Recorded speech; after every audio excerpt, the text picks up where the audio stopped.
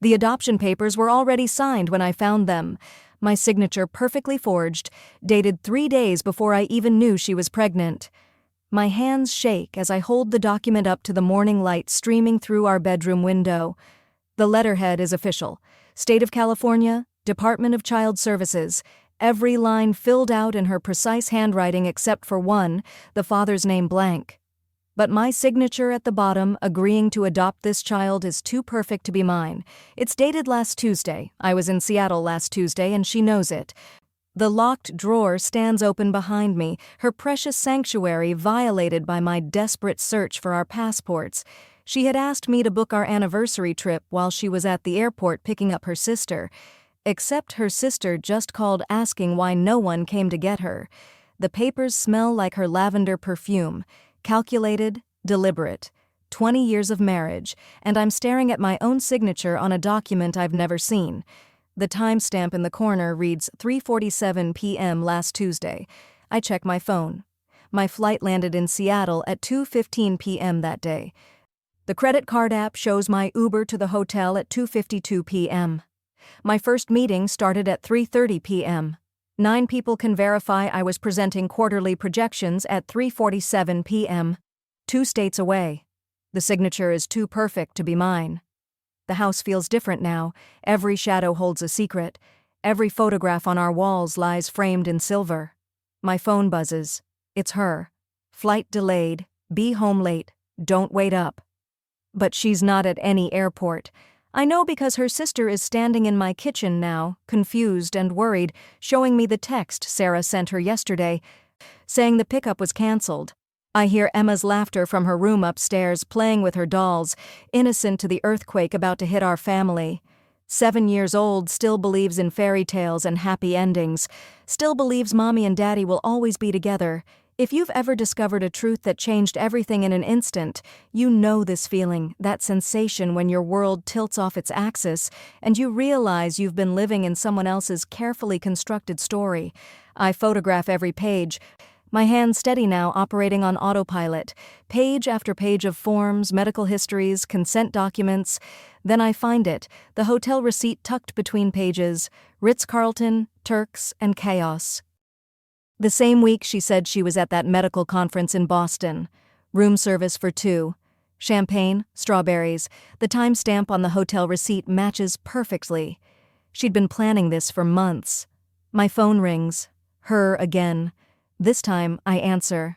David, can you pick up Emma from school today? My flight. Linda's here. My voice sounds foreign, hollow. Your sister, the one whose flight you're not actually picking up. Silence. Then for the first time in 20 years, I hear her panic. David, I can explain. Come home now, I'm pregnant. The words hang between us like a blade. The drawer behind me, still open, seems to exhale. 2 decades of secrets. I know, I say, looking at the adoption papers. I found your plan. She wasn't alone in those photos. 3 hours later, she walks through our front door, but she's not the woman who left this morning. Her Caribbean tan can't hide the fear in her eyes. She's wearing a new necklace, one I didn't buy, and her wedding ring sits wrong on her finger like it's been off and hastily replaced. That's not a tan line from her wedding ring. It's too fresh, too pronounced. Where's Emma? Her first words. Not an explanation, not an apology, a tactical assessment. Linda took her for ice cream. She nods, sets down her luggage, tags from Turks and Chaos barely concealed under her jacket. The same designer luggage set I bought her for our 10th anniversary, now returning from a trip that was supposed to be in Boston. How far along? I ask. 11 weeks. I do the math instantly. Our anniversary weekend, the one she said she couldn't celebrate because of her mother's sudden illness. Her mother, who I later learned, was on a cruise in Alaska that same week. Our anniversary, she was with him. Show me the pregnancy test. She reaches into her purse, hands trembling, and produces not 1 but 3 tests, all positive, all dated from last week. But there's something else in her purse.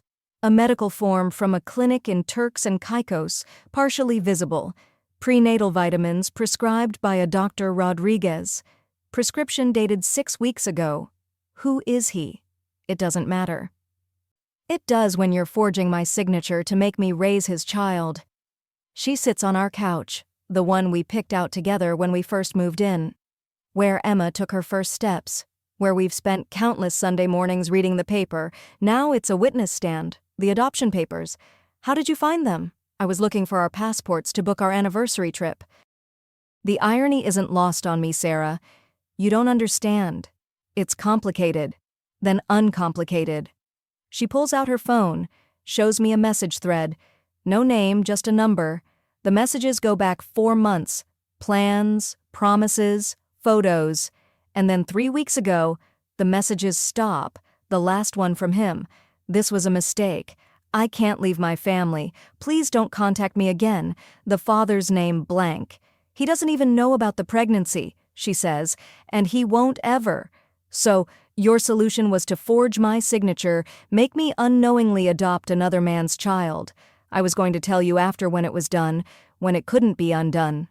My phone buzzes. Emma's school.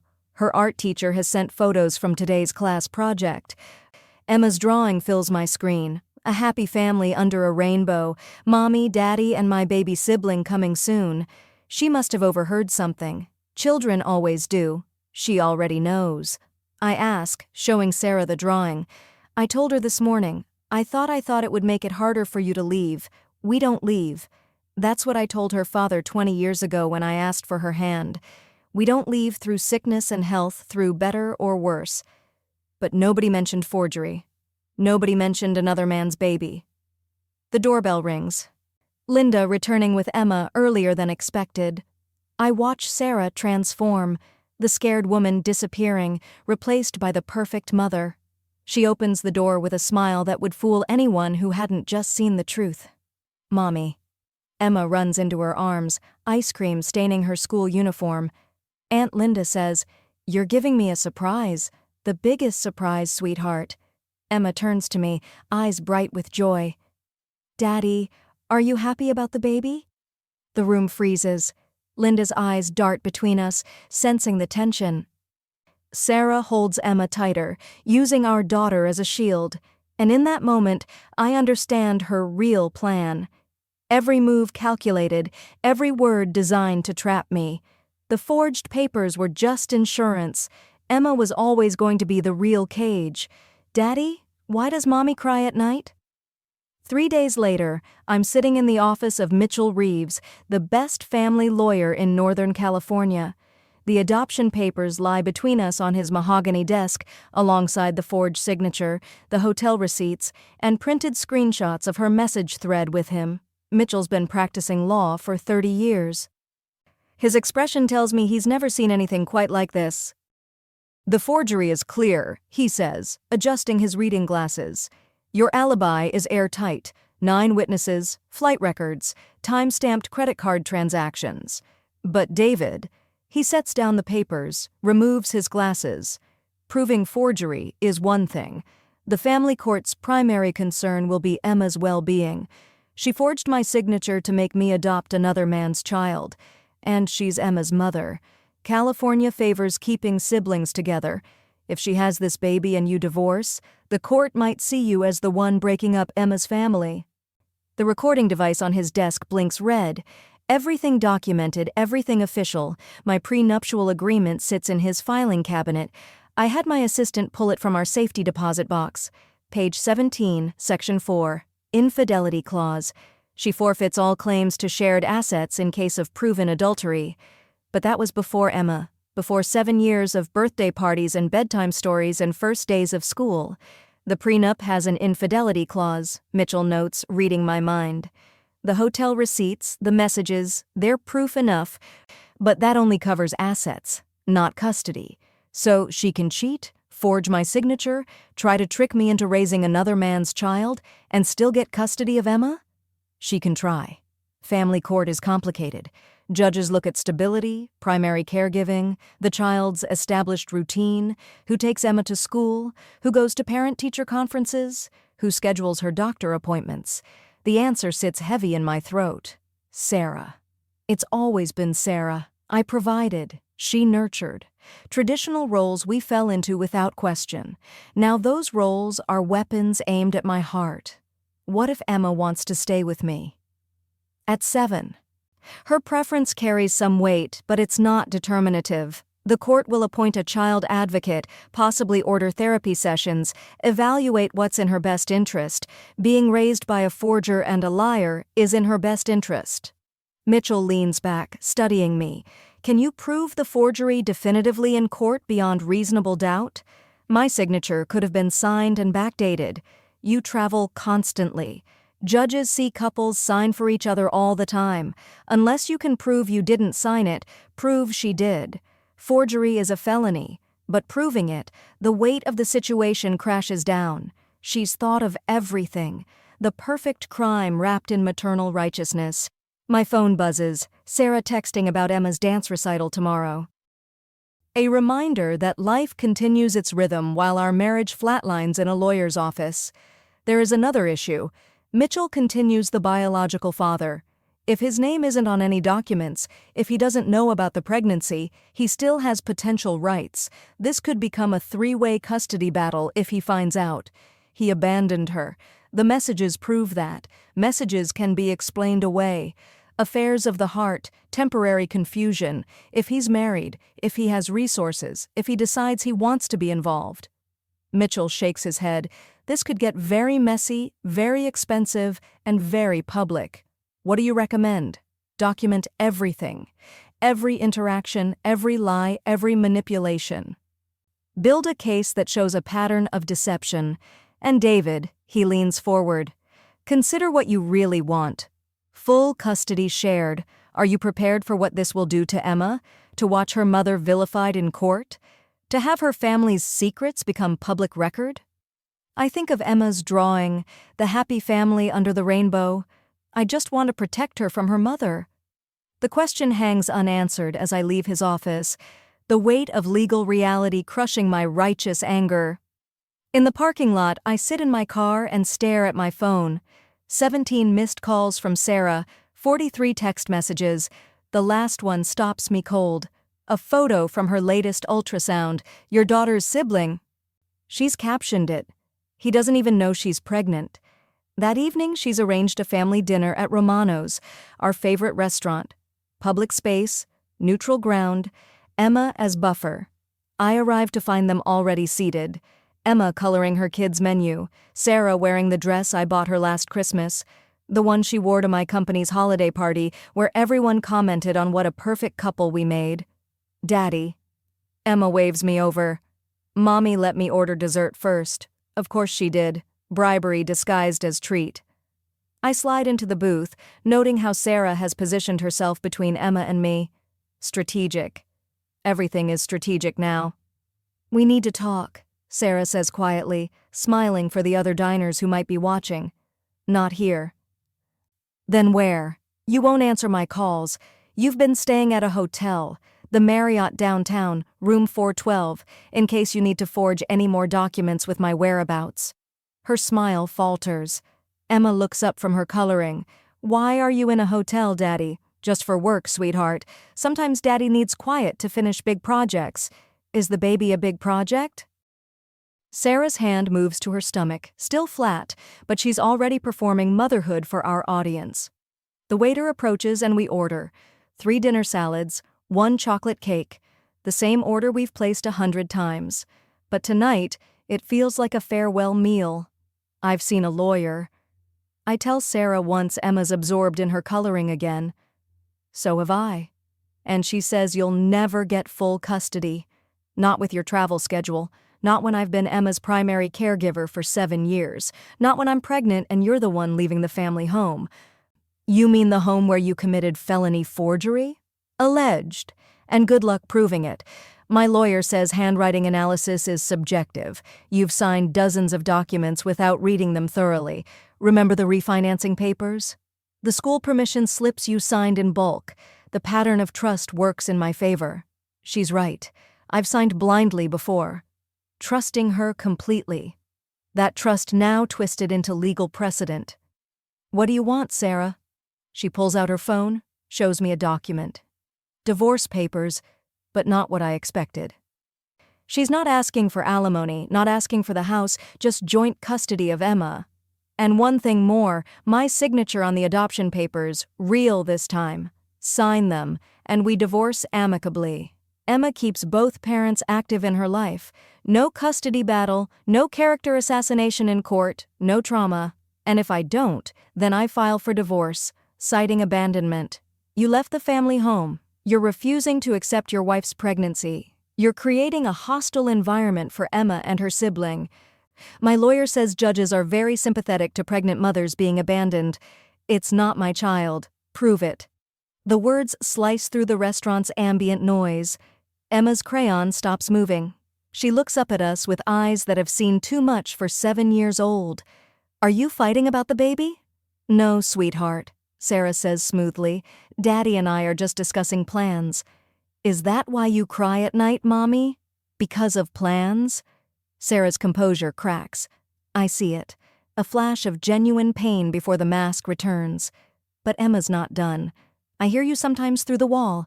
You say his name. Whose name, baby? I ask gently. Mr. Marcus from your work, Mommy. You say you're sorry to Mr. Marcus.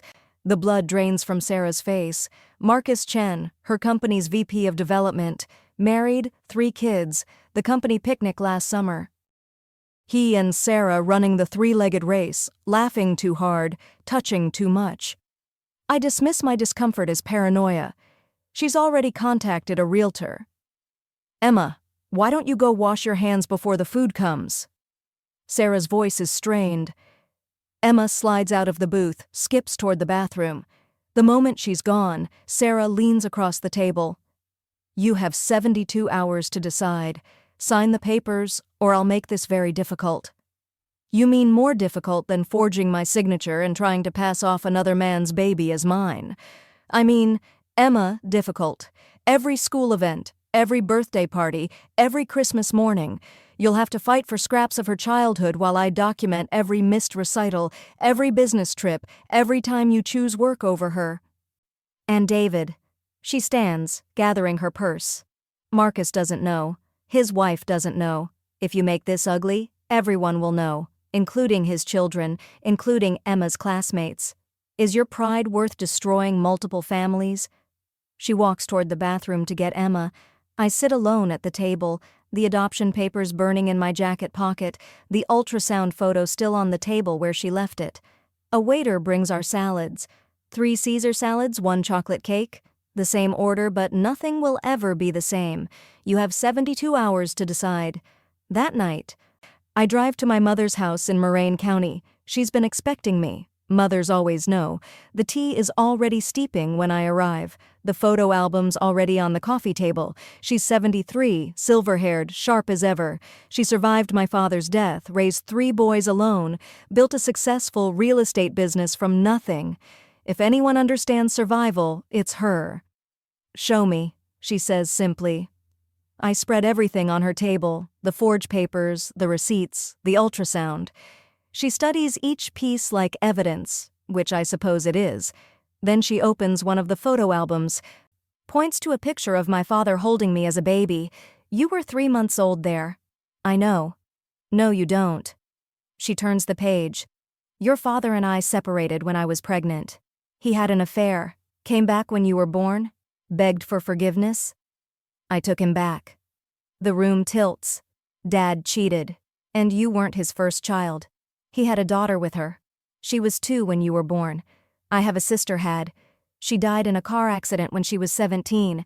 Your father paid support, visited sometimes, but we never told you boys. The shame was too great then. Different times. She pulls out another album, one I've never seen.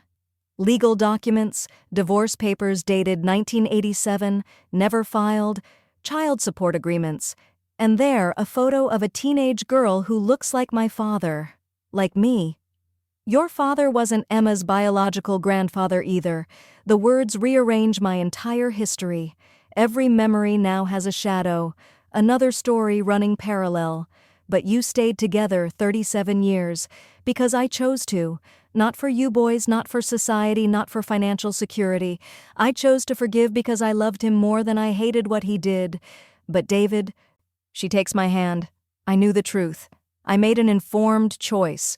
What Sarah's doing, the forgery, the deception, that's not asking for forgiveness. That's demanding compliance. What would you do? I wouldn't let anyone, not even someone I loved, make me an accomplice to a lie. Love isn't just staying, son. Sometimes love is refusing to enable someone's worst self. She stands, walks to her filing cabinet, pulls out a business card. Patricia Wong, private investigator. She helped with your father's estate, found assets I didn't know existed. Very discreet, very thorough. She pauses. If you're going to fight this, you need to know everything, every truth, no matter how ugly. And if the truth destroys Emma's family, the lies already have, sweetheart. You're just documenting the damage. We don't leave. The words echo differently now. Sometimes staying is the cruelest choice. Your father wasn't Emma's biological grandfather either. I leave my mother's house at midnight, mind reeling with revisions to my own history. In the hotel room, I stare at Patricia Wong's card. By 2 a.m., I've made the call.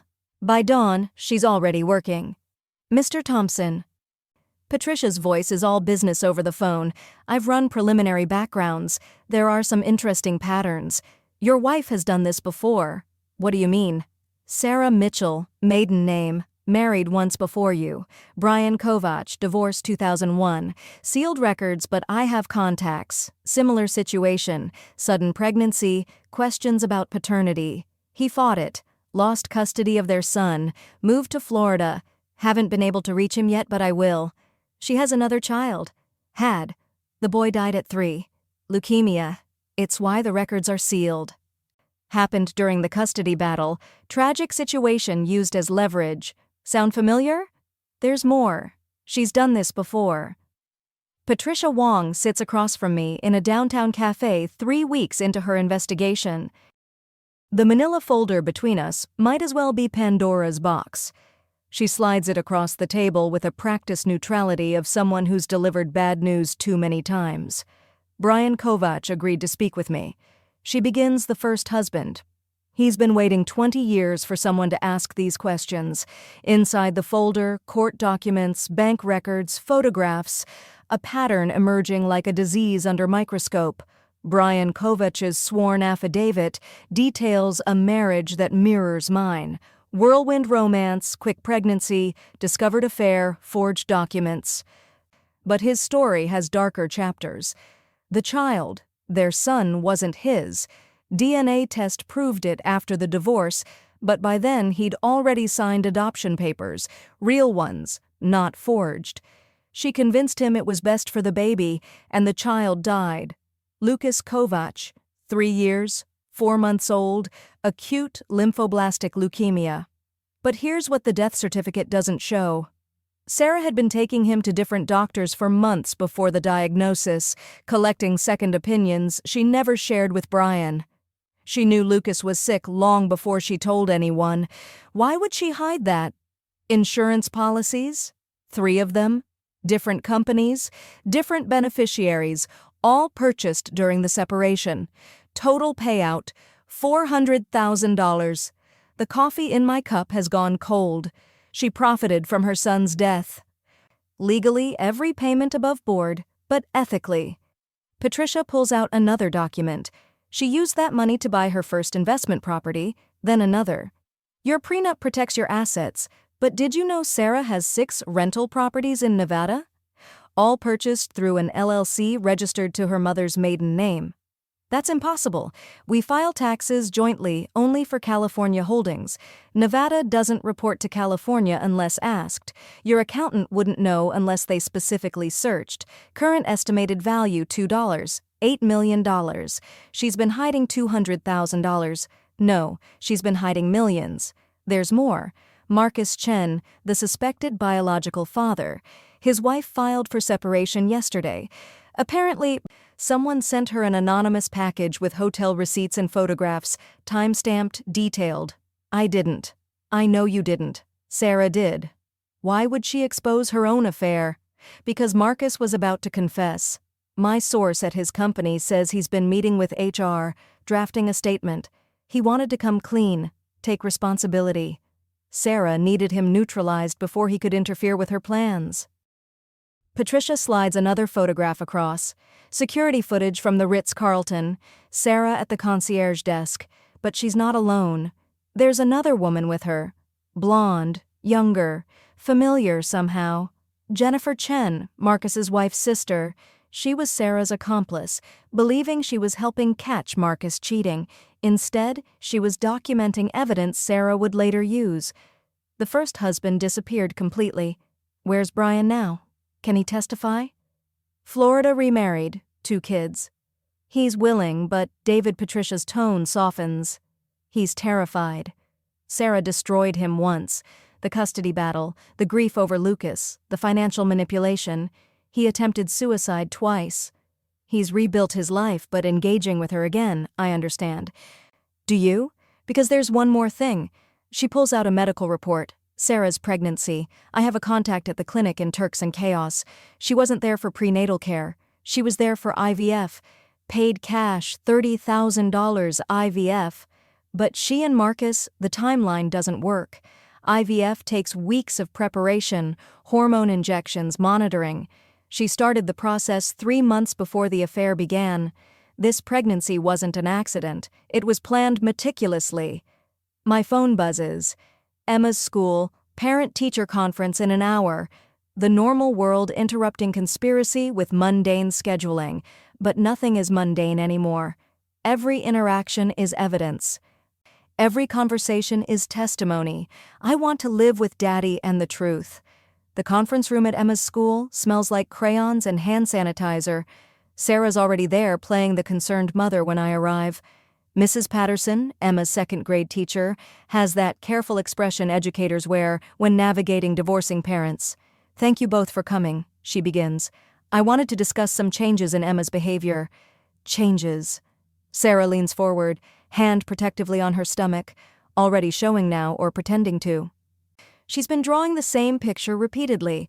Mrs. Patterson spreads out a dozen drawings, all variations of the same scene.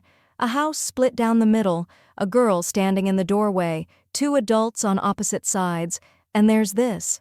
She shows us Emma's journal entry from creative writing in time. My family is like a puzzle, but someone lost some pieces, and now they're trying to use pieces from a different puzzle, and they don't fit, but everyone pretends they do. Children process change through art, Sarah says smoothly. We're expecting a new baby. It's natural adjustment anxiety. It's more than that. Mrs. Patterson pulls out another paper. This was from our What Makes Me Happy exercise. Emma's careful handwriting fills the page. I'm happy when Daddy reads to me and tells the truth. I'm happy when Mommy doesn't cry at night. I'm happy when we don't have to pretend. We'd like to recommend Emma speak with our school counselor, Mrs. Patterson continues. Dr. Amanda Cross. She specializes in family transitions. Sarah stiffens. That won't be necessary. I think it's a good idea, I interject. We'll discuss it at home, Sarah says, standing. Thank you for your concern. But Mrs. Patterson isn't done. There is one more thing. Emma asked me a question yesterday that I think you should know about. She asked if it's illegal to copy someone's name and if kids can go to jail for lying. The room goes silent. Sarah's mask slips for just a moment, raw fear flashing across her features. What did you tell her? I ask. I told her that children are still learning and that grown-ups help them understand right from wrong.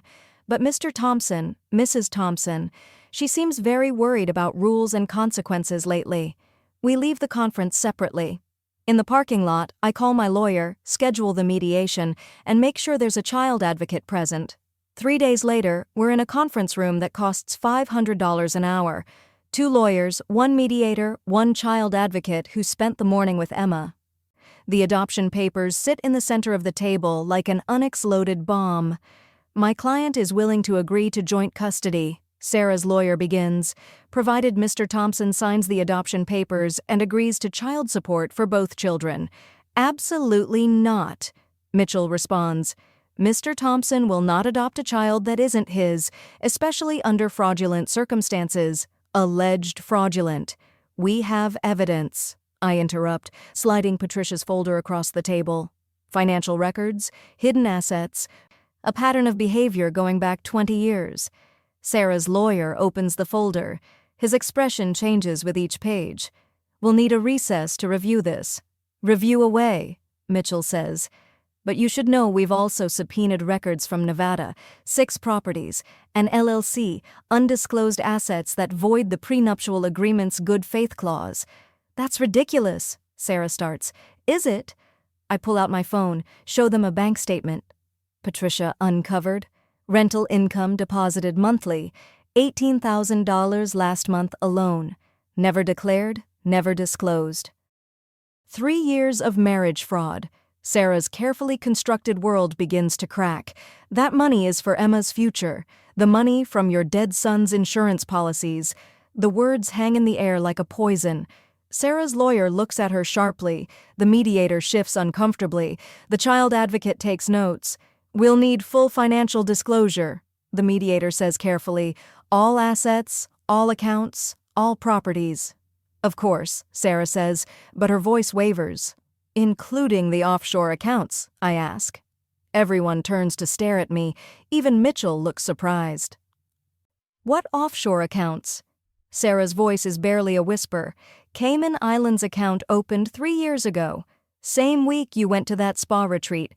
Patricia is very thorough. Sarah's lawyer requests another recess." As they huddle in the corner, the child advocate approaches me. "Emma is a remarkable little girl," she says quietly, very articulate about her feelings. She drew this during our session. It's a picture of 3 houses, one labeled Daddy's Truth House, one labeled Mommy's Pretend House, and one in the middle labeled My Real House. In her real house, she's drawn herself with me, her grandmother, and surprisingly a baby. But the baby isn't connected to Sarah. It's floating, surrounded by question marks. She said she wants a sibling.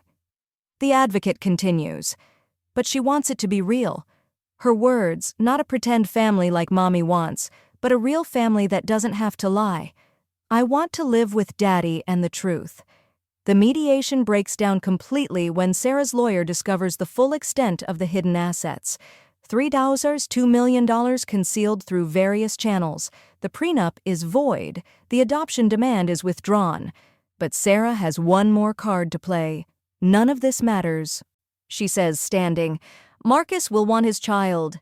And when he claims paternity, you'll have no rights at all. I'll make sure of that. She's been hiding $200,000. No, millions." The next morning, I'm at a coffee shop downtown when Marcus Chen walks in. He looks like he hasn't slept in weeks. His wedding ring is gone. He sits across from me without invitation, places a document on the table. "DNA test," he says simply. I had doubts. The timeline, it never quite worked. Sarah said the baby was premature, but he shakes his head. "It's not mine." "What?" "Probability of paternity, 0%. Just like my marriage now." He laughs bitterly. "You know what the sick part is? I was ready to leave everything. My wife, my kids, my career for her, for a baby that isn't even mine. Then who's IVF? Donor sperm." I hired my own investigator after Patricia Wong contacted me. The clinic in Turks and Caicos confirmed it. She used donor 447B, tall dark hair, MBA from Harvard. She literally, shopping cart, ordered a baby. But the affair was real. The pregnancy wasn't from it. She knew I was falling for her. Used it to create the perfect cover story. If I thought the baby was mine, I'd either support her or stay away. Either worked for her plan. "What are you going to do?" "Testify if you need me to. My wife, she's taken me back. Counseling conditions, consequences, but she's taken me back. We're moving to Seattle. Fresh start." He stands. "Sarah destroyed enough. I won't let her destroy you too. I want to be in my child's life, but it's not his child." "Marcus, wait. Why are you helping me?" He turns back. "Because someone needs to stop her, and because Emma deserves better. I met her once at the company picnic. Sweet kid. She asked me why I looked sad when I smiled. 7 years old and she could see through the facade." He pauses. "Don't let Sarah turn her into another facade. The baby isn't his either." 2 weeks later, we're in family court. The courtroom smells like old wood and disappointment. Sarah sits with her legal team, still playing the abandoned pregnant wife. Though the narrative has shifted, the judge, Honorable Patricia Kumagwe, reviews the mountain of evidence with methodical precision. Mrs. Thompson, the judge begins, the court has reviewed the forensic handwriting analysis, the financial records, and the testimony provided. The evidence of forgery is substantial and credible. Sarah's lawyer objects, cites precedents, argues technicalities, but the judge continues. Furthermore, the pattern of financial deception, including undisclosed assets totaling over $3 million, constitutes fraud upon the marital estate. Your Honor, Sarah's lawyer interjects, my client's pregnancy and maternal rights are not in question. Mrs. Thompson's pregnancy is acknowledged. However, the attempt to fraudulently obtain Mr. Thompson's consent to adoption through forgery is a serious matter. This court cannot and will not reward such behavior. Mitchell stands. Your Honor, we request full custody of Emma Thompson with supervised visitation for Mrs. Thompson pending the resolution of criminal charges. Criminal charges. Sarah's voice cracks. The district attorney's representative stands. The state of California is filing charges for forgery, fraud, and attempt to commit adoption fraud. Mrs. Thompson, you'll need to surrender your passport. Sarah looks at me then, really looks at me for the first time since this began, not with anger or manipulation, but with genuine bewilderment, as if she cannot understand how her perfect plan unraveled so completely. Regarding custody of the minor child, Emma Thompson, the judge continues. The court has reviewed the child advocate's report, the psychological evaluation, and the stated preferences of the child. The advocate stands, reads from her report. Emma's words carefully documented. I want to live with my dad because he doesn't make me pretend things that aren't true. Mom loves me, but she loves the pretend more. The court awards primary physical custody to Mr. Thompson with supervised visitation for Mrs. Thompson every other weekend, pending resolution of criminal matters. Child support will be calculated based on the now disclosed actual assets of both parties. Your Honor, Sarah's lawyer tries once more. The pregnancy Mrs. Thompson chose to create a child through deception. The consequences of that choice are hers to bear. This court's primary concern is the welfare of Emma Thompson, who has clearly expressed her need for stability and honesty. The gavel falls. Forgery charges will be filed separately. Sarah stands to leave, but Emma runs in. My mother had her in the hallway waiting. She runs not to Sarah, not to me, but to the space between us. Mommy, she says clearly, I love you, but I can't live in the pretend house anymore. Sarah kneels, tears finally genuine. Baby, it's okay, Emma says, wise beyond her 7 years. When the baby comes, maybe you won't need to pretend anymore. Maybe you can be real for them. She turns to me, takes my hand. Can we go home now, Daddy? Yes, sweetheart. We can go home. As we leave the courthouse, I see Sarah standing alone, hand on her stomach, watching us go. For a moment, I see the woman I married, lost, scared, human. But that woman made choices. Those choices have consequences. What would you choose? Comfortable lies or devastating truth? The truth costs everything but builds something real. 6 months later, our new apartment smells like fresh paint and possibility. Emma has painted her room purple, her choice, her space.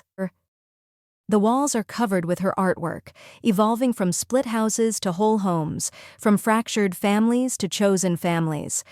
My mother is here helping us hang Emma's latest creation, a family tree, but not the traditional kind. She's drawn it as an actual tree with strong roots labeled truth, love, and choice. The branches hold all the people who matter.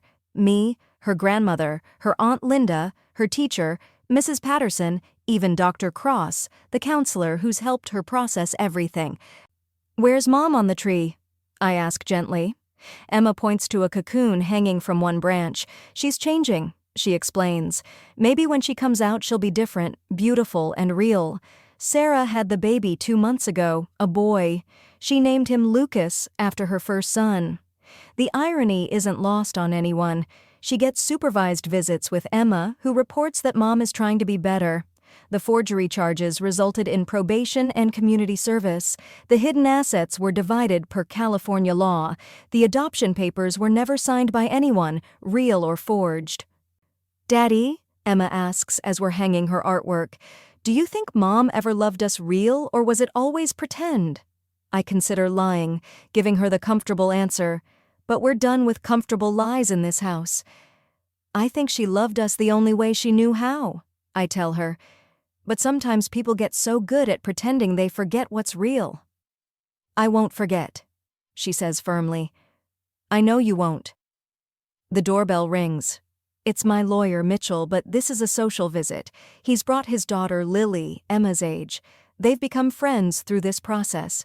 Two girls navigating divorced parents, finding solidarity and shared experience. As the girls play, Mitchell tells me Sarah's latest. She started therapy. Real therapy this time. The baby's biological father, donor for Hardy 7B, will never know he has a son. Marcus and his wife sent a card from Seattle, their marriage apparently stronger for surviving the storm. Brian Kovach, the first husband, sent a letter to Emma through my lawyer, words of encouragement from someone who understands. "You know," Mitchell says, "watching our daughters build with blocks. Most men would have just signed the papers, avoided the mess, and raised another man's child unknowingly. Raised a child, period. Biology isn't everything. No, I agree. Thinking of my father, of the sister I never knew. Of the grandfather Emma lost who wasn't blood but was still family. But consent is, truth is, choice is. We don't leave, we rebuild. We don't abandon, we adapt. We don't break, we become." The sun sets over San Francisco Bay, visible from our new apartment's window. Emma and Lily have built an elaborate block city complete with houses, schools, hospitals. No walls between them, just bridges. "Mr. Thompson," Lily asks. Emma says, "You're writing a book about truth. Is that real?" I laugh. I'm thinking about how sometimes the hardest truth is better than the easiest lie. "Will we be in it?" Emma asks. "Change names, change details, but yes, our story might help other families going through the same thing." "Good," Emma says firmly. "But make sure you tell them the important part." "What's that?" She looks at me with those wise 7-year-old eyes. "That even when everything breaks, you can build something better, something real." My mother nods approvingly. The girls return to their blocks, and I realized that this moment, this truth, this chosen family is worth every document exposed, every lie revealed, every comfortable illusion shattered. Share your found family story below. Sometimes the family we build from truth is stronger than the one we inherit from lies. Subscribe if you believe that honesty, though painful, leads to healing. Emma's latest drawing sits on my desk as I write this. It's our new family tree, but at the very top, above all the branches, she's written in her careful handwriting, "We don't leave, we rebuild." The paperwork is filed, the custody is settled, the truth has been told, and finally, we're home. No bitterness, no revenge, just peace.